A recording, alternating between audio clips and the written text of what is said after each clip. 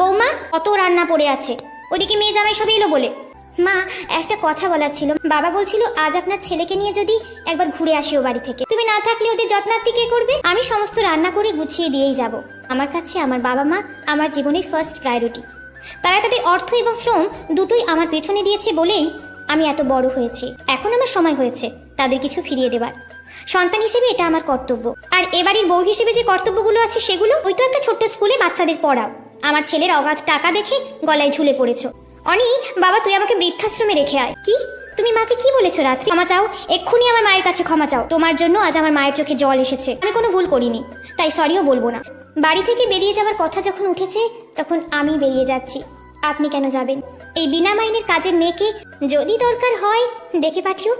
আজ বরং আসি। বর্তমানে এমন অনেক রাত্রি আছে যারা শত যন্ত্রণা সহ্য করে শ্বশুরবাড়িতে থেকে যায়, কারণ তাদের কোনো যাওয়ার জায়গা নেই।